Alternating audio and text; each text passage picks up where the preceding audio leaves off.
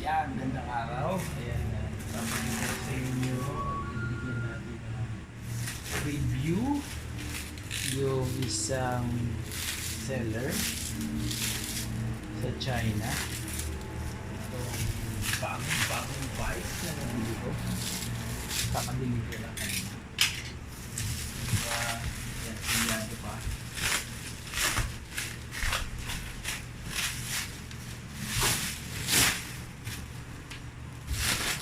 By the way, recommend ko sa inyo kung bibili kayo ng bike, mas okay na yung mag-browse muna kayo.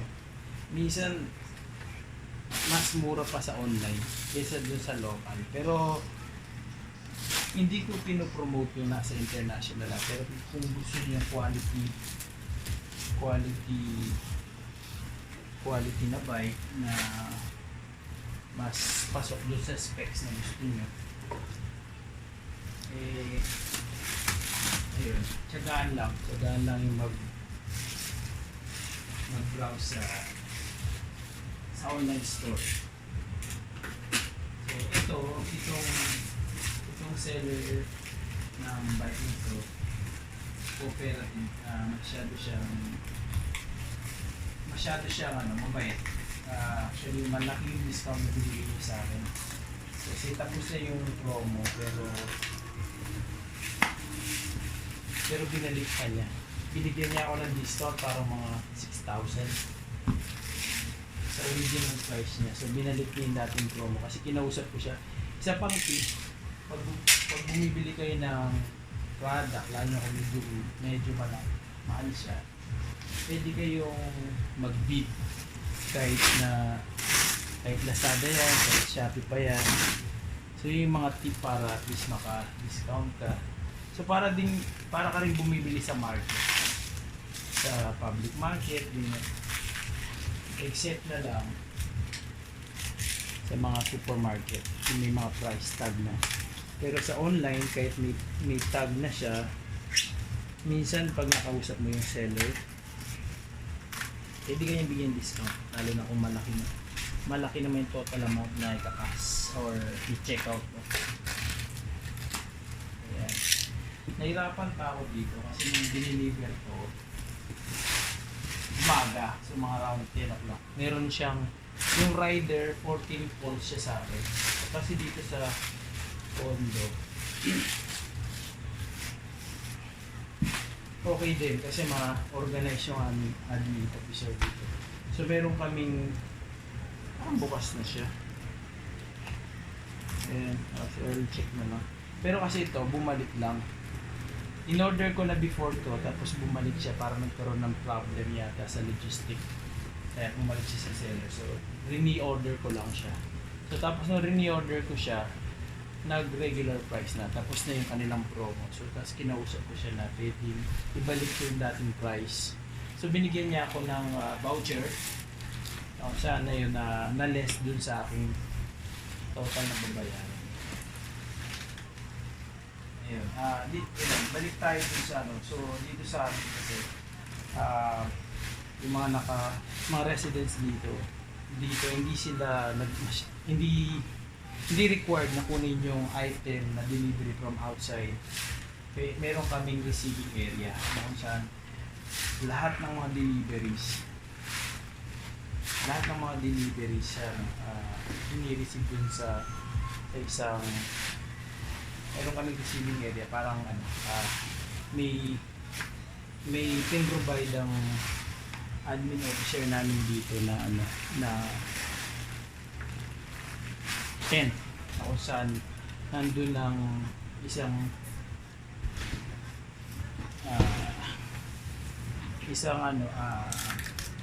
staff doon na nag-receive lahat ng orders. So since ito naman yung baga para madaling buksan kasi dito sa taas single meron pa siyang malaking staple white. Dito parang nabuksan siya sa dulo tapos nilagyan lang ng tape. Ayan.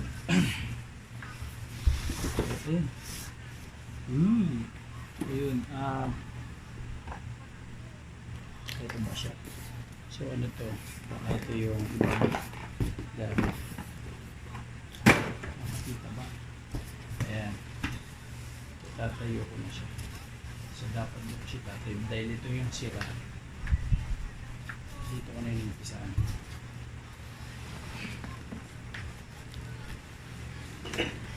Ayan. Isa pa, binigyan pala akong freebies no seller.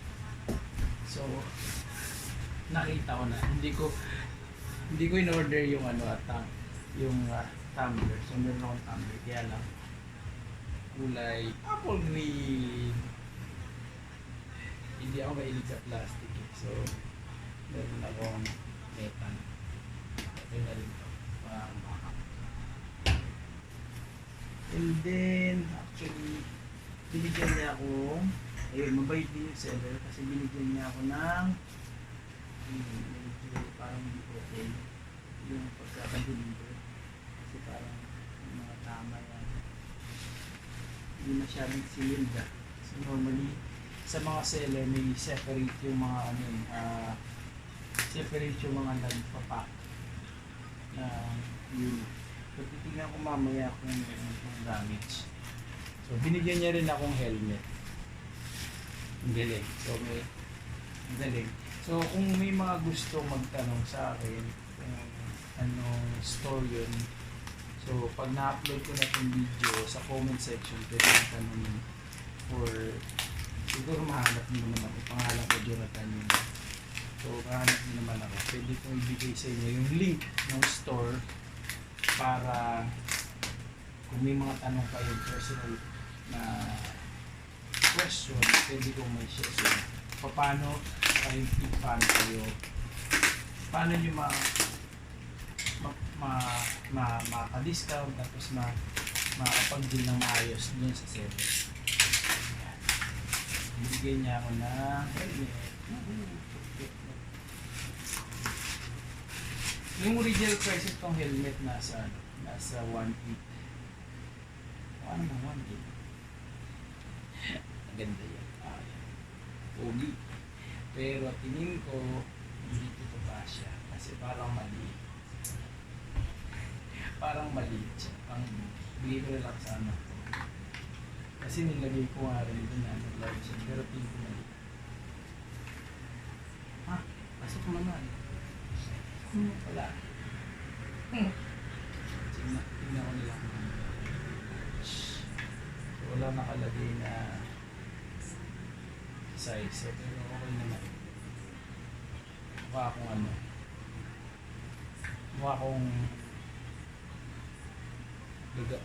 gamba ba? O mukhang beetle. Okay naman siya. At yung quality, okay din. Sa original price nito, nasa mga 1.8. So, okay naman na. Malaki na yung discount. So, malaki. So, may binili pa ako kakita. Ang binili-vlog na kasi ako talaga. So, ayan yung mga set niya. So, papagawa ko muna to. Tapos titignan ko din. Pero wala namang damage so far. So, may dito yung set ko. Saan ko na lang. Tignan ko muna yung complete. So, yung wala namang mga damage. Ewan ko kung dinig ako, pero tingin ko sa lakas ng boses ko, dinig naman. Ayan, ito yung front wheel.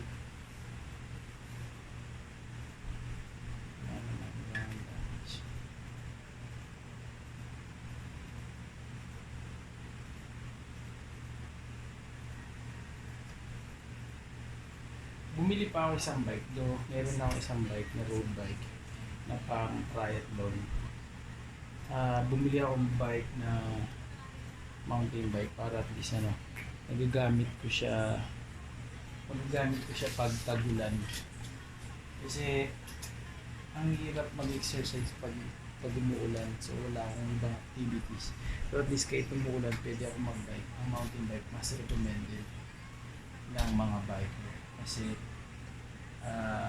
iwas semplang, iwas mas okay siya compare sa road bike kasi though hindi basic experience ko pero wala sa review ko to na nakita ko na muntik-muntikan na ako na medyo maambon lang tas muntik ako masave lang to. Tingin ko mas safe yung mountain bike pagka wet season. Ayan, parang mabigat pa siya kasi 5 carbon fiber na mountain bike. So, I think okay naman. Dapat na nabubuhat ito ng isang daliri lang. So, papakita ko to sa next review or vlog kung ano yung itsura. So, ngayon, short ano lang. Short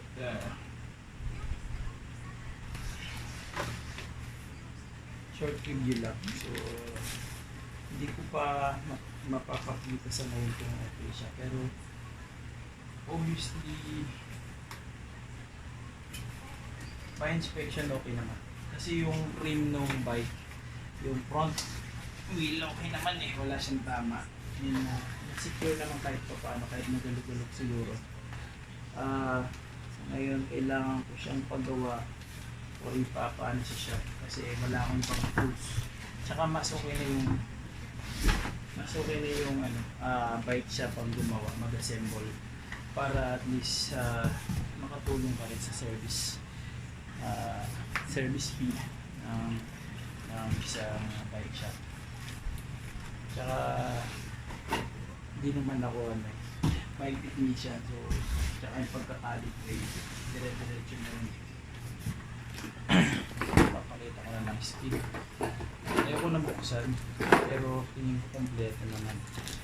And kung sakali naman sabi niya kung magkaroon ng problema, pwede ko naman siya i-message para willing sila kung kailangan i-return, pwede naman. So meron pala yung 7 days. So pare-receive ko lang kanina, pero hindi ko muna i-accept na receive. Kailangan muna itong ipa-assemble sa bike shop. And by the way, yung rear wheel nito nauna na siya napadala. Hindi, I think pag bumibili ka, meron siyang parang meron siyang may option dun sa store nila na parang bibili mo yung isang item na yun, pero worth 30 plus lang, 34 pesos lang yata. Tapos ang katumbas dun sa 34 pesos,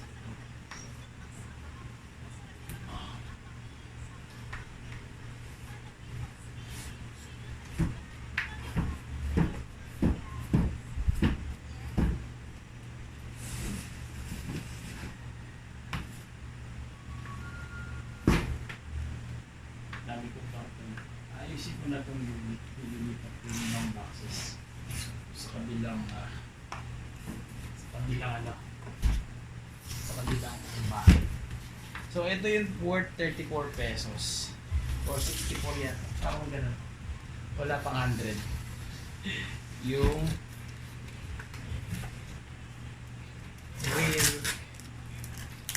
rear wheel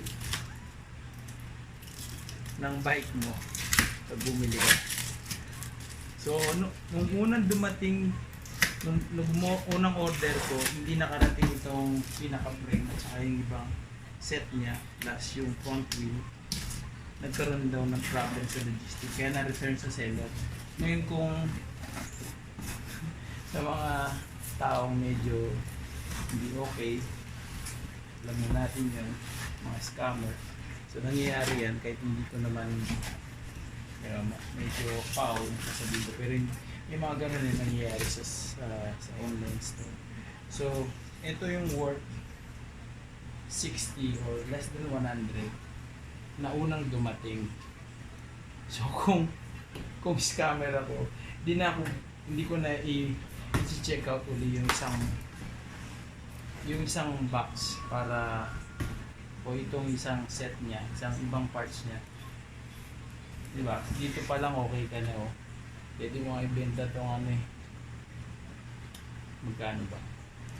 So kaya nyo ibenta to siguro mga 5,000.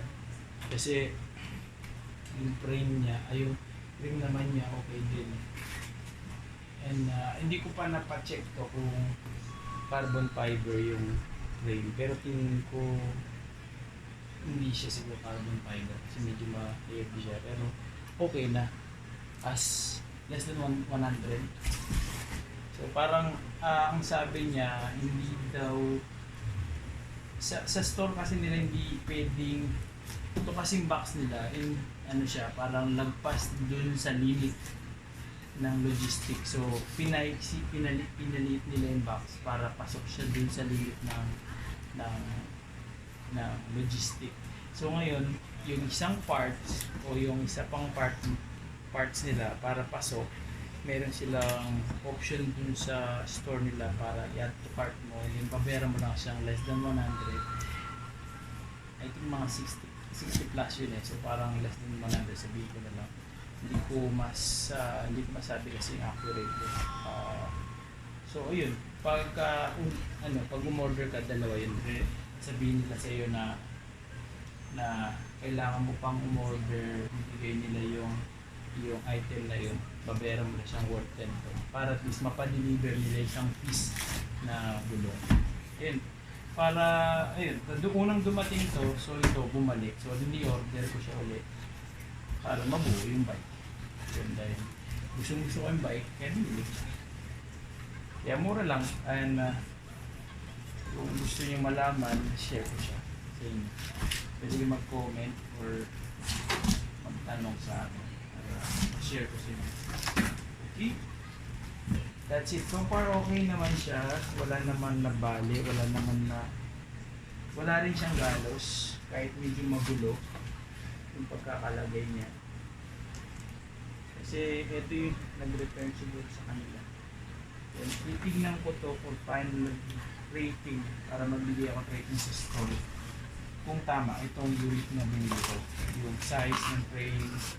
Yung gulong so far na check ko na to, 29ers to 29. Ayan.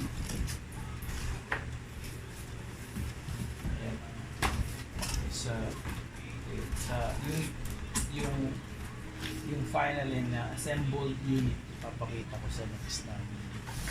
Okay, bye!